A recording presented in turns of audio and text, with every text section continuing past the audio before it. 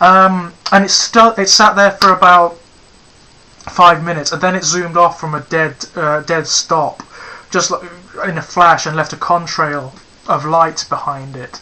I've no idea what it was. I know there are millions of people out there who will automatically use that hideous term UFO and will derive from that alien. Not necessarily. It could be anything. It could be any number of things. It could be a phenomena that's perfectly terrestrial, but isn't encountered very often by human beings. On the other hand, maybe it was the result of some sort of, I don't know, alien investigation or influence or whatever. Who knows? Who knows? I lack the context to explain it, and I'm not going to even try to impose an interpretation on it until I know more about these phenomena.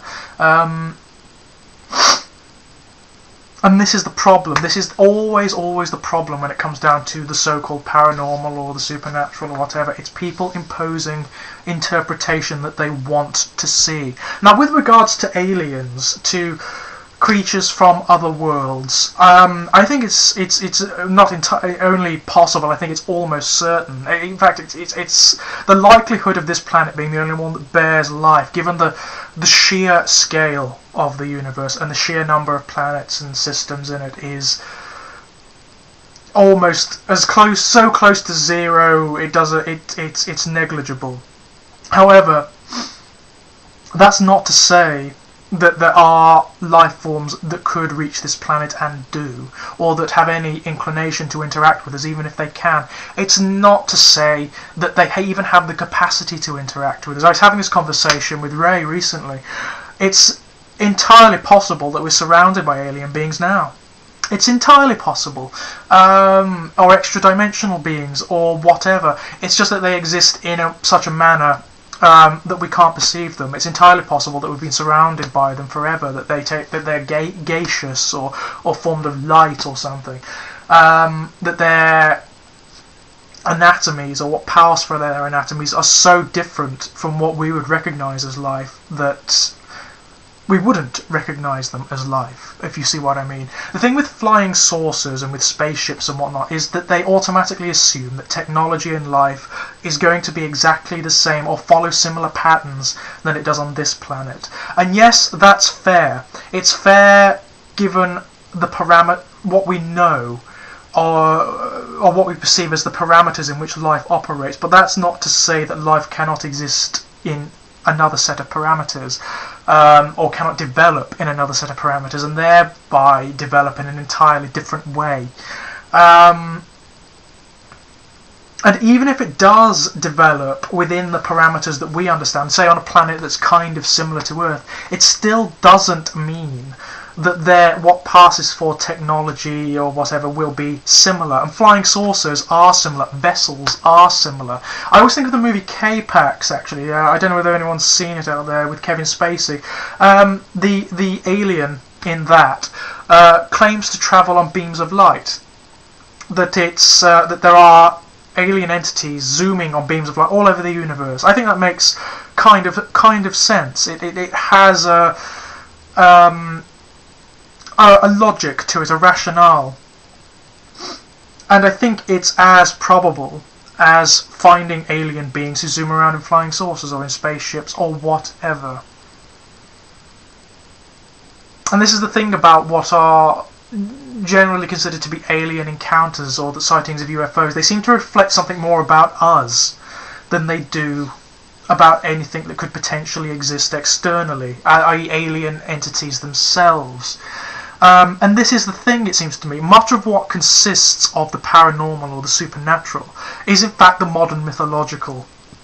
It's like urban legends. It's the modern myths. It's what we do.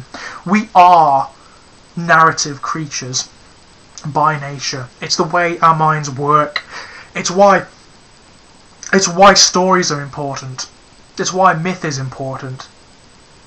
We are pattern seekers. That's our nature. We impose patterns on reality. It allows us to recognise consistent elements of that reality and interact with it in a particular functional way.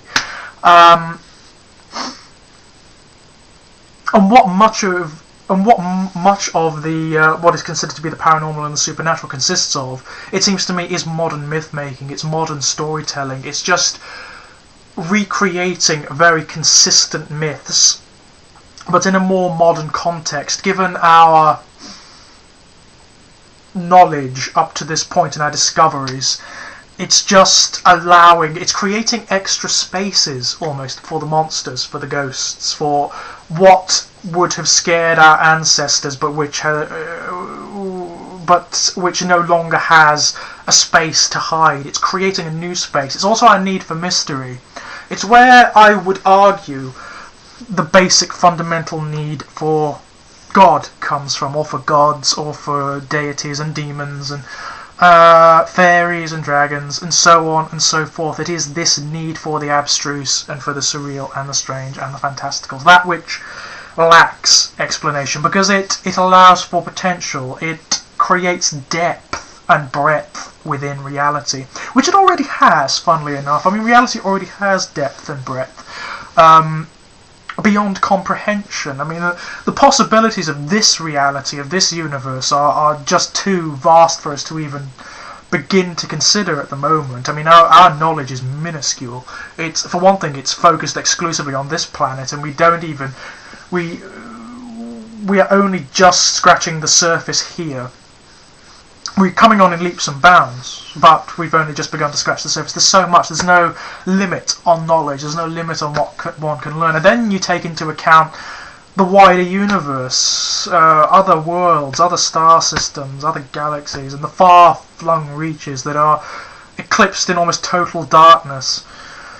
What lurks out there? Who knows? There's space for so much. And then we have certain theories relating to quantum mechanics, like M theory and string theory, that postulate the notions of alternative universes or alternative realities, which is not absolute yet. It's a very attractive one, I must admit, where all potentials play out, where there are universes that operate to entirely different sets of laws and rules, which have no laws and rules, where magic could have free reign. Who knows? That just blows everything wide open, and it makes reality, the concept of reality, redundant. It means that reality could be anything.